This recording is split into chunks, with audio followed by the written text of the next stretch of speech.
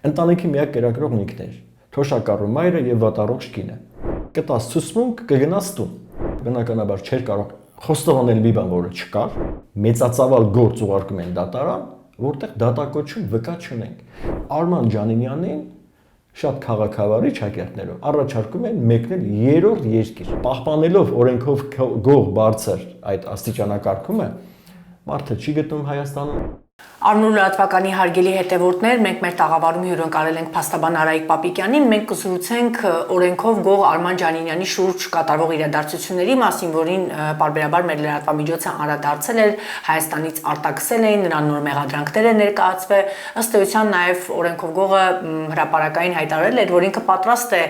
գալ եւ կամ ըստ էության տեսակապի միջոցով իր դատը իրականացվի Հայաստանում, բայց որոշակի խնդիրներ կա եւ մենք այդ խնդիրների մասով կզրուցենք պարոն Պապիկյանի հետ։ Պարոն Պապիկյան, շատ շնորհակալ եմ, որ չեք մերժել մեր հրավերը եւ պատրաստ եք պատասխանել մեր մի քանի հարցերին։ Ձեր թույլտվությամբ ես շատ կարճ ներկայացնեմ նաեւ հանրությունը տեղյակ լինի, որ Հայաստանի Հանրության քննչական կոմիտեն էր պաշտոնապես հայտնել, որ Արթուր Սուրենի Աղվանյանին մեղադրանք էր առաջադրվել այն բանի համար, որ նա մասնակցելով քրեական աստիճանակարգության բարձրագույն օրենքով գող կարգավիճակ ունեցող Արման Ջանինյանի կողմից ղեկավարվող քրեական ենթամշակույթ կրող խմբավորմանը, քրեական ենթամշակույթ կրող խմբավորման հետապնդած նպատակների իրականացման նպատակով Արման Ջանինյանի հանձնարարությամբ 2023-24 թվականների ընթացքում տարբեր ժամանակահատվածում իրականացրել է դրամական միջոցների հավաքագրում, ինչի արդյունքում ձեռք բերված օրինական եկամուտը տնօրինվել է քրեական աստիճանակարգության բարձրագույն օրենքով գող կարգավիճակ ունեցող Արման Ջանինյանի կողմից եւ ուղղվել է Հայաստանի Հանրապետությունում գտնվող տարբեր կալանավայրեր։ Հասկանանք ինչ է կատարվում օրենքով գողի շուրջ, որտեղ է նա հիմա եւ ինչ պատրաստակամություն է հայտնել իրավապահ մարմիններին, իր պաշտպանը դուք եք տիրապետում այս ամենին։ Խնդրեմ։ Շնորհակալություն հրավերի համար։ Սկսեմ այն տեքստից, որը հրապարակել է նաեւ քննչական կոմիտեն։ Ամենայն պատասխանատվությամբ եւ որպես քաղաքացի, եւ որպես իրավաբան, եւ որպես պաշտպան։ Հիմա հայտարարում եմ այն թվարկված փաստական հանգամանքները, որոնք կար, սուտ են եւ կեղծ։ Մտածածին դա ինչ որ մարդկանց երևակայության արդյունքն է։ Ինչու հենց պարոն Ջանինյանը։ Տեսեք, ինչ են նա մտածում, ինչու են ընկել իր հետևից։ Շատ երբեմն դնում է նաեւ ինքն էլ չի կարողանում հասկանալ, երբ մենք աշխատանքի բերումով փորձում ենք հասկանանք մեր հետագա անելիքները, միջնորդություն, բողոք եւ այլն, ապա նույնիսկ ինքը չի կարող հասկանալ ինչու են այսպես վարվում։ Նախ առաջի քրեական հետապնդումը նրա նկատմամբ սկսեցին 2022 թվականին, իսկ 2024-ին երկրորդ հետապնդումը սկսեցին եւ այն ինչը որ դուք հրապարակեցիք, պարզապես գիտեք, նույնիսկ բառեր չեմ գտնում ասելու թե ինչքան է հեռու իրականությունից։ Գործը արդեն դատարանում է, չէ՞ պարոն Պապիկյան։ Արթուր Աղվանյանի մասով դատարանում է, իսկ Արման Ջանինյանի եւ Արտաշես Ավագյանի մասով այս պահին առանձնացված մաս կա, որովհետև նրանց գտնվելու վայրը հայտնի չէ։ Սրանք քիչ հետո ես կանդրադառնամ, ինչու նրանց գտնվելու վայրը հայտնի չէ։ Բայց ցանկանում եմ նշել, որ խումբ ստեղծել, քրեական ենթամշակույթ կրող, դրամական միջոցների հավաքագրում, քրեակատարական հիմնարկների ուղարկում, գիտեք, գոնե մեկ փաստական տվյալ պետք է որ լիներ։ Գոնե մեկը Այս մեղադրյալը որ կա Աղվանը, ինչ է ասում։ Դե ինքը բնականաբար հերքել է այդ ամենը Արթուր Աղվանյանը։ Արթուր Աղվանյանին դեկտեմբերին Երևան քաղաքի ընդհանուր ավետարան քրեական դատարանի դատարանը կալանավորեց, ես դատարանում այս մասին ասել եմ բազմաթիվ անգամ։ Արթուր Աղվանյանին ունի երկու փոքրասակ երեխա, որոնցից մեկը հաշմանդամ է եւ հատուկ խնամքի կարիք ունի։ Մյուսը նորածին էր։ Ընտանիքի միակ կերակրողն ինքն էր, թոշակառու մայրը եւ վատառողջ կինը։ Արթուր Աղվանյանին ոչ ուղղակի, բայց գրեթե պայմանը այսպիսն էր. կտաս ցուսմունք, կգնաս տուն։ Եվ երբ երեք Հանրապետության գլխավոր դատախազը ասում է այդ ժամանակը անցել է, վերբալ ապացույց վերցնելով կալանքի չենք տանում, Տիկին Վարդապետյան, դուք ճիշտ չեք։ Արթուր Աղվանյանին կալանքի տարան, որպեսզի ցուսմունք տար։ Երեք էր հայտարարում գլխավոր դատախազը ազգային ժողովի ամբիոնից։ Այո, երեք, նաև ՀՄԿ-ով է հայտարարել։ Այո։ Նաև ազգային ժողովի ամբիոնից։ Արթուր Աղվանյանին կալանքի տարան դատարանում եմ ասել, որպեսզի ցուսմունք տար Արման Ջանինյանի կամ Արտաշես Ավագյանի դեմ։ Մեղադիալը ասում է, որ ինձ ասել են այսպիսի բան. ցուցմունք կտաս, ազատ կլինես։ Չէ, բայց դա դատարանում ըստ էության կալանքի քննության ժամանակ այդ հարցը բացահայտվել էր։ Ինչևէ, Արթուրը, քանի որ Աղվանյան ոչինչ չէր եղել, ինքը բնականաբար չէր կարող խոստովանել մի բան, որը չկար, կամ տալ ցուցմունք Արման Ջանյանի դեմ, որը իրականությունից զուրկ էր, սուտ կլիներ, եւ ինքը նախընտրեց գնա բանտ։ Չնախընտրեց, իրեն տարան բանտ։ Բոլորովին օրեր առաջ միջնորդությամբ հանդես եկա, արդեն տնային կալանք են փոխել, բարեբախտաբար, եւ շատ լավ է, որ այս բան գոնե տանը իր հաշմանդամ երեխայի խնամքի հարցով օգնում է կնոջը, տնային կալանքով, գրավ, մի խոսքով։ Հիմա այդ գործով այն բոլոր հանգամանքները, որոնք ներկայացված են, դա մի գործ է, որտեղ չկա վկա։ Արթուր Աղվանյանի մասով գործը գտնվում է դատարանում, քննության փուլում։ Արման Ջանինյանի եւ Արտաշես Ավակյանի մասով քննությունը այս բանին ընթանում է եւ ես հիշում եմ, երբ գործը գնաց դատարան մեղադրական եզրակացության, քննչական մարմինը հանդես եկավ հայտարարությամբ, հրապարակային հայտարարությամբ, նշելով, որ ապացուցված է եւ այդ փաստերը հաստատված են նաեւ վկաներով։ Գործով վկա չունենք։ Չկա վկա։ Դուք պատկերացեք այս ծավալի մեծածավալ գործ ուղարկում են դատարան, որտեղ դատակոչում վկա չունենք։ Միակ ապացույցը այս գործով, որ ներկայացել են, դա գաղտնալսումներն են եւ օպերատիվ հետախուզական միջոցառումների մասին ստացված տվյալները, ներքին դիտում, արտաքին դիտում եւ հեռախոսազանգերի գաղտնալսումներ։ Այլ ապացույց չկա։ Դուք պնդում եք, որ Արման Ջանինյանն ըստ էության այդ կալանավայրեր, գումար հավաքել եւ այլն այդպիսի բան գոյություն չունի։ Ինչու Արման Ջանինյանը օրենքով գող է, ինչպես նախաքննական մարմինն է պնդում, չի գալիս Հայաստան, ապացուցելու, որ ինքը մեղավոր չէ։ Էս ինչ եք անում, էս ինչ հետապնդումներ են, այս ինչ քրեական գործեր են։ Առաջի հարցից կա։ Այո, ես պնդում եմ, որ նա այդպիսի գործողություններ չի նախաձեռնել, չի կազմակերպել, չի իրականացել, ավելին ասեմ,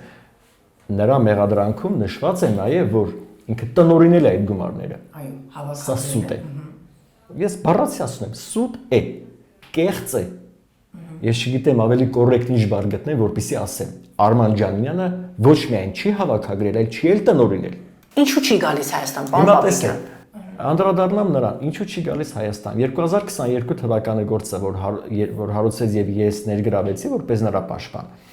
Արման Ջանինյանը ինձ լիազորեց եւ թույլ տվեց, որպեսզի ես միջնորդեմ, իր նկատմամբ սկսվի հերավար դատավարություն, օրենքը թույլ էր տալիս։ Նման միջնորդությամբ հանդես եկա, նաև նշեցի քննիչին, դատախազին, վարույթ ներկայացնող մարմնին, որ Արման Ջանինյանը պատրաստ է իր այդ պատրաստակամությունը հաստատել նաև տեսակապի միջոցով։ Ապահովեք տեսակապի այդ հնարավորությունը, ինքը կհաստատի։ Դա այդ միջնորդությունը ներկայացրել եմ 24 թվականի հունվարի 30-ին։ Այո։ Մինչ օրս չի լուծվել։ Այդ խնդիրը ներկայումս գտնվում է դատական քննության փուլում։ Այսինքն մի կողմից նրան ցանկանում են իբր թե որպես հանցանք կատարածած դատել, մյուս կողմից չեն ուղարկում գործը դատարան։ Բայց կարծում եմ խնդիրն ավելի խորքային է։ Այո։ Հայաստանում նրա չգտնվել է։ Ես չեմ ուզում ասեմ, որ հավանաբար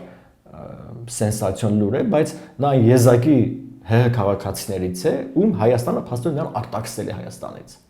Դեռևս 2014 թվականին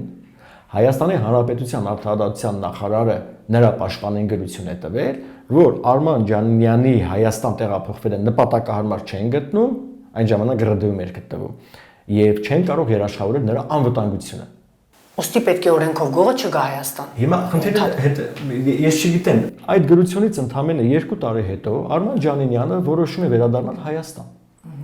Ինքը ժամանում է Հայաստան։ Օդանավակայանում մեր փառապանց իրավապահները ԱԾ-ն, ոստիկանության կազմակերպած հանցավորության դեմ պայքարի գլխավոր վարչությունը, ես չգիտեմ, տարբեր ծառայություններից անմիջապես նրան ձերբակալում են, ազատությունից զրկում, չի լինում որևէ քրեական հետապնդում այդ պահին նրա նկատմամբ։ Պարզապես չի եղել։ Անձնագրի վավերականության ժամկետը լրացած է լինում։ Նրան անձնագրավորում են, նոր անձնագիր են տալիս, գիշերը պահում են իրենց մոտ, հաջորդ օրը Արման Ջանինյանին շատ քաղաքավարի ճակերտներով առաջարկում են մեկնել երրորդ երկիր։ Թույլ չեն տալիս Հայաստան մուտք գործի, օդանավակայանից։ Կար պատճառաբանություն, պարոն Պապիկյան։ Բացարձակ։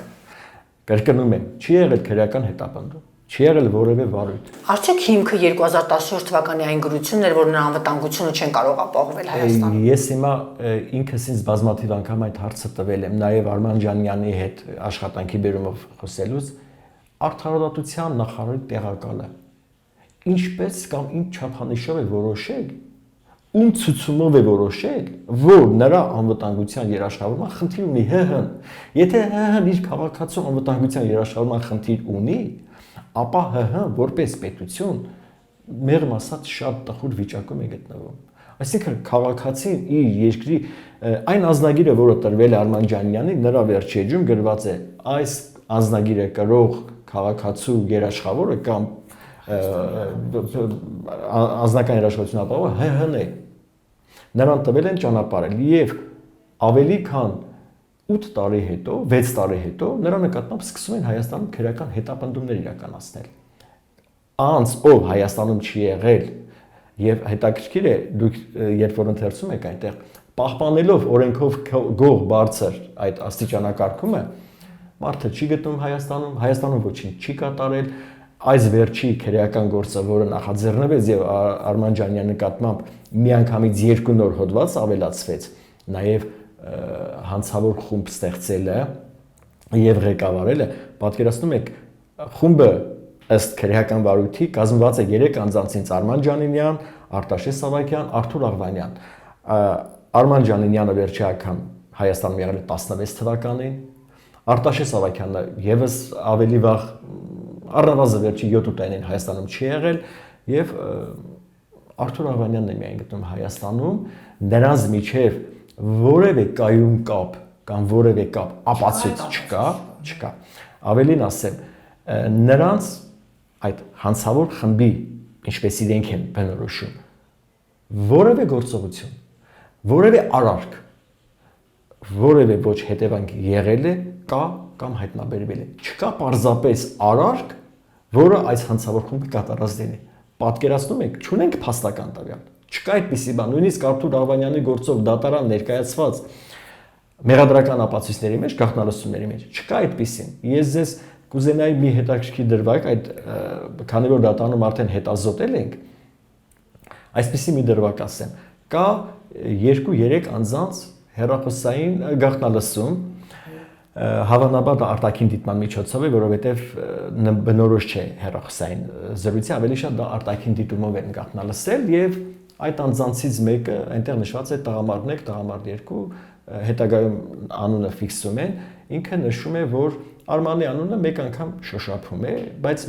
ես չգիտեմ, դա Արման Ջանյանի անունն է, թե պարզապես Արմանի մասն է խոսքը։ Երբ այս ազնվորությանը քննիչը հրավիրում է իր մոտ հարցաքննության եւ նրան ներկայացնում է այդ գաղտնալսումը, այս ազնվորությունը ասում է սուտ այդպիսի բան չի եղել։ Դուք պատկերացնում եք, գաղտնալսել են, վկայից ցուցմունք վերցրել եւ չեն կարողացել հաստատեն, որ այդ գաղտնալսման մեջ նշվածը ինքն է հայտարարել եւ չեն կարողանում ապացուցել, բայց դա մեղադրանքով օգտագործում են Արման Ջանինյանի դեմ։ Ինչու, պարոն Պապիկյան, այս հարցը ըստեյության 2016 թվականին եկել էր Հայաստան, ասել էին գնա, հետ մի արի, հետո հեղափոխությունից հետո կարծես թե քրեական գործերի շարք է սկսվում։ Ինչու։ Մենք բավականին մեծ կասկածներ ունենք, այդ կասկածները նաև պայմանավորված են ենթադրաբար նաև Ռուսաստանի Դաշնության իրավապահների գործողություններով։ Ես ասեմ, որ վերջի մի քանի ամիսների ընթացքում եւ մեր ազգային անվտանգության ծառայությանը եւ ներքին գործերի նախարարությանը եւ գլխավոր դատախազությանը բազմաթիվ հարցումներ եմ ուղարկել այս գործով, բազմաթիվ։ Ավելին 2 վարույթներ տարբեր վերաքննիչ եւ վճռաբեկ դատարանում արդեն կան, անգործության դեմ, մի խոսքով տարբեր իրավիճակների հետ կապված, նաեւ օպերատիվ հետախուզական միջոցառումների, որտեղ դատարանը արտոնել է մի հասցե, մի այլ հասցե լսել, դրան եւս կնշեմ, բայց կարծում եմ վերադառնալով ձեր հարցի այն սկզբնական մասին, ինչու մենք ընդամենը մոտ 2 տարի առաջ Արման Ջանյանի նկատմամբ մի շինծու մտածածին վարույթ նախաձեռնվեց նաև Ռուսաստանի Դաշնությունում։ Մենք կասկածներ ունենք, որ այդ վարույթը նախաձեռնվեց նաև քաղաքական դրդապատճառներով, որովհետև Արման Ջանյանը ընդհանրապես իր վերջի տարիներին եւ ընդհանրապես չի առնչվում եւ չի միջամտում որևէ քաղաքական գործընթացի, նրան բացարձակապես չի հետաքրքրում։ Դա կլինի Ռուսաստանի Դաշնությունում, թե Հայաստանում, դա բացարձակապես չի ընդհանրապես որևէ լուրջ գործընթացի չի միջամտում։ Մենք կասկած ունենք, որ նա այսպես պայմանականորեն չի օժանդակել օրինակ կալանավայրերից մարդկանց հավաքագրմանը հատուկ ռազմական գործողությանը մեկնելու առումով։ Ռուսաստանում։ Այո, Ռուսաստանում։ Ըստ ոչ պաշտոնական տեղեկությունների եղել է նման առաջարկ եւ ինքը շատ քաղաքավարի ասել է, որ ինքը որևէ քաղաքական գործընթացի չի մասնակցում եւ շատ կարճ ժամանակ հետո կալանավայրում ցուցմուկ տվող հայտնվեց պատվերով սպանության մասին։ Հերյուրանք եւ կատարյալ սուտ տեղեկություն։ Եվ մենք ունենք անհանգստություն, որ ՀՀ քաղաքացի Արման Ջանինյանին Ռուսաստանի Դաշնությունում պատասխանատվության չտանեն։ Հիմա Հայաստանի Հանրապետության իշխանությունների անգործությունը, երբ չեն փորձում նրան ինչ-որ, եթե նա արար կատարել է, ինչու են խուսափում գործը դատարան ուղարկելուց հեռավոր կարգով։ Դուք պատկերացնում եք, երբ վարույթ նախաձեռնելուց մոտավորապես 1.5 տարի հետո ես խնդրում եմ հեռավար դատավարություն, ինքը տալիս էր համաձայնությունը, ստանում եմ եւ քննիչի եւ դատախազի պատասխան այն մասին, որ դեռևս նախաքննական մարմինը բավարար միջոցներ չի ձեռնարկել Արման Ջանինյանին իր վարույթի մասին ծանուցելու մասին։ Հարց եմ տալիս, հարգելի քննիչ, հարգելի դատախազ, 1.5 տարի հետո նոր պարզեցիք, որ չեք ծանուցել։ Դուք չեք ծանուցել, բայց ինքը ներկայացել է փաստաբանով արդեն։ Եվ պատրաստ է հեռավար մասնակցել բոլոր գործողություններին։ Եվ ինքը ասում է, որովհետեւ Հայաստանի Հանրապետությունում, այսպես ասեմ, ազգային անվտանգության ծառայություն ներքին գործերի նախարարությունը բաց տեքստով եւ ուղղակի պատասխան չի տրամադրում, որ արդյոք պատրաստ են թույլ տալ, որ նա Հայաստան վերադառնա։ Ին որևէ հարցման այդպեսի պատասխան բաց տեքստով չի եղել։ Օրենքով գողը պատրաստ է գալ Հայաստան, արդյոք պատրաստ են իրանք ընդունել։ Այսպեսին է եղել հարցադրումը։ Հարցադրումը եղել է հետեւյալը. արդյոք իրավաչափ է եղել նրան Հայաստանից արտաքսելը եւ ո՞րն է եղել այդ հիմքը։ Այնպիսի անորոշ պատասխաններ են տալիս, որպեսզի մենք ուզում ենք այդ հիմքը վերացնենք, նրա Հայաստան վերադառնալու խոչընդոտ չլինի։ Հիմա որևէ մեկը չի համարձակում պատասխանել, թե ինչու են նրան Հայաստանից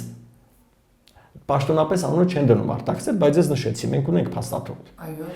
Հիմա իրենք չեն ընդունում այս հանգամանքը, օրինակ դատախազությունից նշեցին, որ ՀՀ քաղաքացիություն արտաքսելու մեխանիզմ չկա։ Այո, ես գիտեմ, որ չկա։ Բայց փաստը կա։ Ընդդուրում կա արտադրության նախարարի տեղակալի գրություն այդ մասին։ Ամեն դեպքում այնքան մշուշոտ է այս ամենը, որ պարզ իրավաբանությունը անզոր է այս խնդիրը լուծելու։ Ես որպես փաստաբան պարտավոր եմ իրավաբանությամբ եւ որպես պաշտպան օրենքով չարգելված միջոցներով նրան ցուցաբերել, իմ պաշտպանյանին ցուցաբերել իրավական օգնություն։ Բայց երբ իրավական դաշտում անորոշություն է տիրում, ստիպված եմ դիմել այնպիսի մարմինների կամ կառույցների, որոնք առերևույթ առողջություն չունեն, բայց կարող են ազդեցություն ունենալ։ Եվ մի հետաքրքիր դրվագել կուզենայի վկայակոչել Ջանինյանի հետապնդումների կամ Արտաշես Ավայքյանի կամ Արթուր Աղվանյանի 2023 թվականի դեկտեմբերին ԱԱՑ համապատասխան վարչության պետը դիմում է դատարան գաղտնալսման օպերատիվ հետախուզական միջոցառումն ներքին դիտում, արտաքին դիտում ողջ գործիքակազմը հետապնդման կիրառում են։ Դատարանը թույլատվություն տալիս է Արթուր Աղվանյանին հետապնդել Ալավերդի քաղաքի համապատասխան հասցեում։ Այդ հասցեն իր բնակության վայրը չէ եւ ընդհանրապես գործի տարություն չունի։ Իրենք օպերատիվ աշխատակիցները ԱԱՑ եւ ոստիկանության ճիշտ հասցեում գնում են իրականացնում միջոցառում, այսինքն դատարանից ստանում են մի թույլտվություն, իրենց գործողությունը կատարում են մեկ այլ հասցեում։ Հիմա այս հարցը նաև բարձրացել եմ համապատասխան ակտերը բողոքարկում եմ նաև դատարանում։ Այսինքն եւ ԱԱՑ-ում եւ ոստիկանությունում վստահ եմ եղել, որ իրենք կարող են կատարել ցանկացած գործողություն, եթե դա վերաբերում է Արման Ջանինյանին կամ Արտաշես Ավայքյանին կամ Արթուր Աղվանյանին, ինչ ուզեն իրենք կկատարեն եւ պատասխանատվության չեն ենթարկվի։ Այդպես էլ վարվել են։ Գիտեք, ԱԱՑ աշխատակիցները, օպերատիվ աշխատակիցները սղագրել են բոլոր գաղտնալսումները, սղագրել են նաև քննչական կոմիտեի։ Նրանք ինչ են արել։ Այն անձանց ում գաղտնալսել են, անունի մոտ գրել են քրեական ենթամշակույթ կրող, քրեական ենթամշակույթի խմբավորման անդամ, քրեական հեղինակություն, բոլոր արական սեռի, հիմնականում արական սեռ, բոլոր անձանց անունների մոտ կամ շատերի մոտ նշված է քրեական հեղինակություն այսինչ։ Այդ ձևակերպումը ինքնին արդեն հիմք է տալիս այդ անձի նկատմամբ հետապնդում սկսել։ Այսինքն կան այս պահին առնվազն 13 անձինք, ովքեր նստած են իրենց տանը, գնում են աշխատանքի, սովորական առօրյա կյանքով ապրում են, որոնց վերաբերյալ կան սղագրումներ եւ կողքները գրված է քրեական ենթամշակույթ գրող։ Իսկ դա ինքնին արդեն հոդված է։ Երբ այս հարցը բարձրացնում եմ նաև դատարանում, այս մարդիկ, այսքանի մեջ այս անձը։ Այո, այս անձինք, եթե դուք փաստ ունեք, որ այդ անձինք քրեական հեղինակություններ են, դուք եք գրել, այդ մարդիկ ոչ վկա են, ոչ մեղադրյալ են, որևէ կարգավիճակ չունեն, բայց այդ մարդկանց նկատմամբ այդ վտանգը չի վերացել։ Վաղը եթե նրանց ներկայանա համայնքային ոստիկան ասի, որ դուք քրեական հեղինակություն ես եւ քեզ տանում ենք բանտ, ինքը անակնկալի կգա, բայց արդեն փաստաթղթերով ձևակերպել են։ Մի խոսքով այս գործի մեջ կա շատ տարօրինակություններ։ Ձեր գործողությունները որն են լինելու բան։ Հետևողականորեն պայքարելու եմ իրավական բոլոր գործիքները օգտագործելու եմ, բոլոր հնարավոր գործիքները։ Ես հասկանում եմ, որ դժվար է լինելու։ Նույնիսկ դժվար է շատ ավելի դյուրին գործերում։ Իհարկե բոլոր գործերը ունեն իրենց դժվարությունները, բայց ես հասկանում եմ, որ այս դեպքում երբ քաղաքական իշխանության համար քրեական ենթամշակույթի դեմ պայքար են, իմիտացիա են անում, Արթուր Աղվանյանին կալանքի տարան նաև այն պատճառով, որ ինքը որոշ ոչ քաղաքակիրթ կամ ոչ կոռեկտ քերականորեն գրագետ բառեր չէր օգտագործել զրույցի ժամանակ, բայց այն բառամթերքը, որը օգտագործում է վարչապետը ազգային ժողովում կամ այլ падգամավորներ, դա քրեական ենթամշակույթի տարիֆրաբը վիզիտ կկտրեմ։ Արթուր Աղվանյանը նման միտք չի ասել։ Կուղարկեմ ԿԿԲ-ի պատվալ, ԱԱՑ-ի պատվալ։ Ոչ Ջանիմյանը, ոչ Աղվանյանը, ոչ Արտաշես Սավակյանը այդպիսի բառեր չեն օգտագործում։ Եվ նրանք, օրինակ Արթուր Աղվանյանը, ով մի քանի արտահայտություններ, որոնք բնորոշ են, այսպես հա, ընդունված են ասել դա քրեական ենթամշակույթի կողմից օգտագործող է, այդ բառերը օգտագործում են ԿՊԱ-կաններ ազգային ժողովում։ Մի օրինակ կբերեք օրինակ, որ Աղվան ասել էր Աղվանը եւ նույն ըստ էության ազգային ժողովում։ Օրինակ Արթուր Աղվանյանը իր զրուցակցի հետ երրորդ անձի մասին խոսեց, ասում է ինքը պատասխան է տալու իր արածի համար։ Սա դատարանը դիտարկել էր որպես քրեական ենթամշակույթին բնորոշ արտահայտություն։ Այո։ Հիմա այս արտահայտությունը պատասխան է տալու իր արածի համար։ Հիմա 2 օր առաջ, եթե չեմ սխալվում, ՀՀ վարչապետը այնպիսի արտահայտություններ արեց, որոնց մոտ Արթուր Աղվանյանի արտահայտությունները գիտական աշխատություններ կդիտարկվեն։ Եվ եթե ես նույնիսկ չեմ ուզում իմ վստահորդն է Արթուր Աղվանյանը կամ Արման ջան իրենց համեմատեմ այդ երևույթների հետ։ Նորից եմ կրկնում, Արթուր Աղվանյանին դատական ակտը կալանքի դատարանը, որը արտոնել էր, նշել էր, որ հեռախոսային գաղտնալսումների ժամանակ պարզ է դարձել, որ ինքը օգտագործում է այդպիսի արտահայտություններ, որը բնորոշ է քրեական ենթամշակույթ կրող անձանց։ Բայց մենք հեռուստաէկրաններից ենք տեսնում ինչ արտահայտություններ են։ Նույնիսկ չեմ ուզում կրկնեմ հարգելով ձեր ռեպորտաժները դիտողներին եւ ձեր լրատվամիջոցին այն բառերը, որոնք հնչում են ազգային ժողովի դահլիճում։ Այնպես որ ես չեմ զարմանում, որ այս վարույթը վաղուց շեղվել է իրավաբանությունից, բայց մենք, ես, նաեւ վստահորդներս, պաշտպանյաններս, մենք ամեն ինչ անելու ենք արդարությունը հաստատվելու համար։ Հաստատապես պնդում եմ, հաստատապես այն մեղադրանքը, որը մեր զրույցի սկզբում նշեցիք, չունի որևէ փաստական հիմք, չի եղել այդպիսի բան։ Տիգրան Արման Ջանիմյանը Հայաստանում խումբ չի ստեղծել։ Չկա այդպիսի բան։ Դրամական միջոցների հավաքագրում չի արել։ Չկա, պարզապես չկա, հասկանում եք։ Կարող եմ օտար լեզուներով էլ ասեմ, «Նյետ», «նո», չկա այդպիսի դեպք։ Չի տնօրինել այդ գումարներին։ Ցուցումներ չի տվել։ Այս վերջի գործով Արթուր Աղվանյանը, Արտաշես Ավագյանը եւ Արման Ջանիմյանը սկսել են հետապնդվել գաղտնալսումների միջոցով 2023 թվականի դեկտեմբերի 14-ից սկսած օրենքի կարգավորման համաձայն նաև Վճռաբեկ դատարանի նախադեպով այդ գաղտնալսումների միջոցով այդ օպերատիվ հետախուզական միջոցառումների միջոցով պետք էր պարզաբանվեր նրանց կողմից կատարված հանցանքները դեկտեմբերի 14-ի նախորդող ժամանակ ինչ են արել մեր իրավապահները գտել են հունվարի 10-ի 20-ի եւ 24-ի զրույցներ, որակում տվել գործողարկում դատարան։ Հետին ամսաթվով հանցանք են հայտնաբերել։ Իրավաբանության մեջ չի կարող այսպիսի բան լինել։ Դուք պատկերացնում եք, սա արդեն ողբերգություն է, խայտառակություն է։ Մարդուն մեղադրում են, մարդուն նախ սկսում են հետապնդել, գաղտնալսել։ Հետո հայտնաբերում են հանցանքը եւ սկսում դատելը։ Պարզապես բառեր չունեմ ասելու։ Շնորհակալ եմ շատ, պարոն Պապիկյան, մենք կհետևենք իրադարձությունների զարգացմանը, տեսնենք թե ի վերջո այս պատմությունը ինչով կավարտվի։ Շնորհակալություն ձեզ։